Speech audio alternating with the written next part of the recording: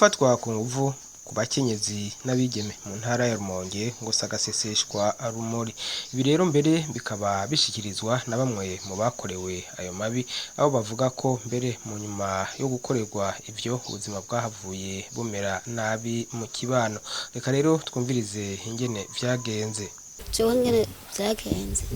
icambere coco je ndi umupfakazi, napfakaranye abana babiri, ca ndihanganira ivy'isi ndavuga hingendera aba bana banje bakuru, ariko ntivyampaye amahoro kubera naje gusenya udukwi mu rubanda. Abacungayi bo mu rubanda baca barantegera, bantegeye bankubita hasi, bari abacungayi bashika batatu, baca bankoranirako bose, bankoraniyeko bose ndakoma induru, sinzi ingene bacunga ibigazi mu rubanda, sinzi ingene urya akorera kw'iki kigo aca abimenya aransanga hamwe mu rubanda aho bankoreye ivyafurama, aca aranyuriza imoto baca banjana ku bitaro mu Kizuka, baca barampa ivyo ibinini vyo kunkingira, baca baramvuza kandi nari narababaye gose kubera aho hantu bankuye bahantaritse, baca barampa ibinini ndamwe imiti, barampa imiti yo kunkingira inda kubera navuga nti jewe n'amada ndotwara, nabo babiri batagira se kandi se yabasize ariwe twabavyaranye, barananiye gutunga ariko bace bampa ibinini vyo kunkingira ingorane zose zijejwe ibihimba vy'umuntu, bona barankurikiranye. Rero aho ndavuga nti nukuri Imana ibahezagire, bavuyeyo kumvuza mu Kizuka baca baragaruka barafatisha abantu babashira hehe mu gasho, babasize mu gasho barapfunzwe imisi, barapfungwa, sinzi ingene bagarutse bavuyeyo hakozwe iki, basanze ahantu nahora nirwa ntangayikira uducungwa, bazana urwembe umunwa barakerera, bakereye nyakubahwa musitanteri, yahora ari musitanteri bitwa Celestin, ubuhoho Imana nkuko akora ibyiza yaramwongeye, aba baca bariruka baramutabaza, carantora baca baranjana kwa muganga, baramvuza ndakira nkize kugeza aho nubu n'imitende n'ukuri murakoze kandi kutuha abo bavyeyi kugira ngo baze baradukurikirana n'ahandi yatabo ku bibazo jewe ncamwo, mba nariyahuye n'abana babasigaye ku ngoyi, ariko mwarakoze n'ukuri kugira ngo mudufashe muturonderera abatwiruka inyuma, nka jewe simvuka ngaha mvukiye Matana, urumva ntarose nk'abavyeyi nk'abo mwatuzaniye basanga nasaze canke bagasanga naturubuye, aho n'ukuri ngira ngo ivyo vyose ndabishimye mugana nararenganijwe agaparasera, ndabasavye ko mwotubwirira abo nyene mwaturoseje kugira bankurikiranira ako gaparasera, umugabo wanje bamurashe amusoda, nanyurujijwe n'abantu kandi bari muri ko, kandi hari ivyabona bishika 8, mperuka ntanguye kugasambira aho ndaburana naho nyene baranyongeye ku kuboko barakuvunya nta kintu nteruka, sanera atumye ngene bankurikirano iri gufa ntakazi nta kintu notora uko ntanguye kukavugira ko mwosubira mukadufasha mugahimpanura abo nyene mwaduhaye bakamfasha agaparasera kanje nkareka kurara mwibarabara. Ubu unye aho ndara nawe uwo muvyeyi niwe yagiye aransabira, umuntu aravuga ati ku bibazo bimuciyeko nuduhera akaba atagira namba inge turabe ngene tumusabira indaro, baca baransubira indaro abo muri iki kigo basaba indaro, ubu natsi indaro umugabo ntagataye, urumva ni hamwe nogira ingorane ngiye kurondera za nkwishora, babandi bihoho urumva ko bonkerera umutwe zose bakarambika zamfuvye zanje tawtirigeza zigasigara zirabona amabi. Ndabasaba rero yuko mwogirana mufasha ngene n'ubundi mukababwira bakakafasha kudukurikirana, kandi mwarakoze kuduha abadukurikirana bakatubera abavyeyi bakatubera imboneza, mwarakoze n'ukuri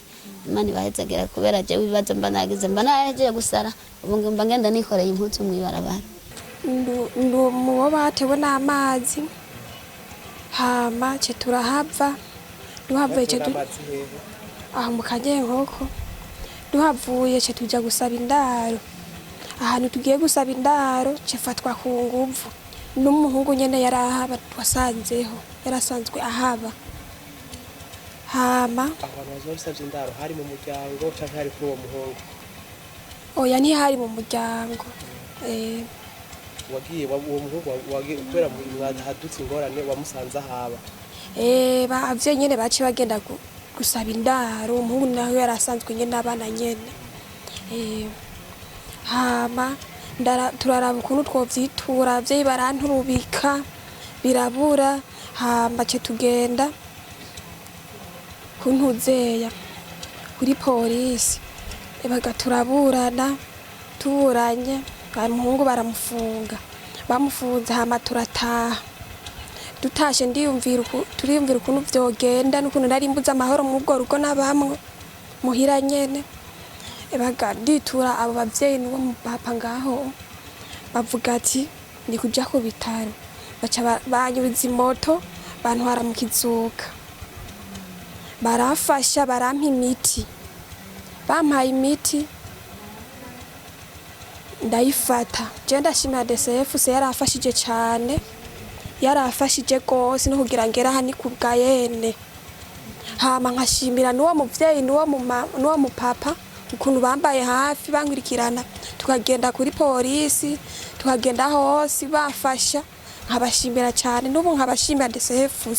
ikabandanya nkabasaba ko bandanya nyene ifasha birakunze gushika nyene bikaba gose bishikira abandi biba byagenze gute aho mumaze kuvyumva birashikira bigeme bigashikira n'abakenyezi mu gihe uba ugiye ahantu kanaka uba ugiye nko kwa Gasombe cyangwa ugiye gusenya udukwi bakaca bagufatirayo Uwamahoro Odeta imboneza ya CDFC mu Kanyenkoko ashikiriza ko mu gihe bumvise ako kabi gashikiye umwigeme canke umukenyezi baca bihuta kubatabariza. Hari ivyo tumenya hari n'ivyo tubwirwa. Ivyo tumenye rero dutabaza CDFC communale nayo ikamenya n'ibigenza nayo nyene ikadufasha tugatabariza uwo muvyeyi canke uwo mwigeme tukamutabariza haraho tumutwara mu gipolisi bakaduha ama expertise medicale tukabatwara mu kizuka aho bapima abo bantu bafashwe ku nguvu no ku bitaro ego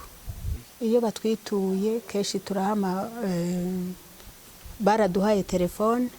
dukoresha batubwiye yuko ari PNUD ariko twahawe n'aba ba CDFC badutwara PNUD rero yarabahaye amatelefone baca baratuzanira na twebwe aho tubaye duca dutelefone hama tugatelefona communale kuko ntidushaka kurenga inzego communale ikatuba hafi hanyuma tugaca tubatwara ari mu butungane ari no kwa muganga mu kizuka tugakurikirana uwo mugwayi mbere no mu kibano tugakora ivyo dutegerezwa gukora gufasha uwo muntu yahuye nayo mabi. Silas Nduwimana nawe agashikiriza ko mu gihe bumvise umukenyezi canke umwigeme yakorewe ayo mabi bakora ibishoboka kugira ngo bamusubize mu rugo mbere asubire agira agateka nkako yahorana. Reka tumwumvirize. Nitwa Silas Nduwimana nkaba mpagarariye ubuyobozi mu ntara bujejwe iterambere ry'ingo n'ibibano mu ntara Rumonge. Mu ntara Rumonge cyo kimwe naho ahandi hose ibyaha byo gushurashuza abantu ku nguvu n'ayandi mabi afatiye ku gitsina n'akaranganirano aribonekeza ahantu hariya aho usanga abakenyezi abigeme abanyeshuri n'abatiga n'abagabo bake bahuye n'ibyo byaha by'amahohotera afatiye ku gitsina n'akaranganirano. Hano abagabo bafatwa ku nguvu abagabo kenshi muri usanga abo tumaze ko nabatwitura n'ab'igitsina gabo bana bakiri batoya bajya bana b'imiyabaga ariko abagabo bundi bwo bamabi bakunda gukora n'iyamabi yo mu ngo ibisanga y'amishwano yo mu ngo guhohoterwa no gukubitwa muri ugasanga bakubiswa. Nkuko nabivuze amabi afatiwe igitsina n'akaranganirano ari uburyo bwinshi mugabo ibi byo gufata ku nguvu nabyo gushaza ku nguvu nabyo bisinzikaza cyane ubuzima bwa kiremwa muntu. Ibi bituma kenshi ahanini murabona hariho iyi mirima y'ibigazi hano iwacu usanga ifise abararirizi. Abo bararirizi rero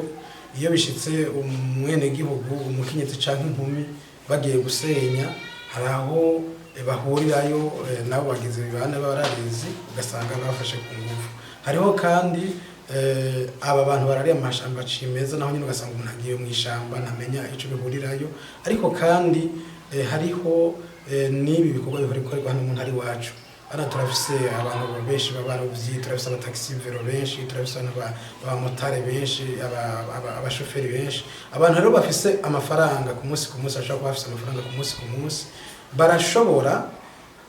murazi yuko nk'umwana munsi y'imyaka 18 ntashobora kumvikana ku bijanye no gukora imibonano mpuzabitsina. Mugabo barashobora kwitwaza yuko baba bumvikanye ko babahendesheje amafaranga, babahendesheje telefone, babahendesheje ikina kiriya, bayihuye no bukene basanzwe barimwo. Abantu benshi barahungutse,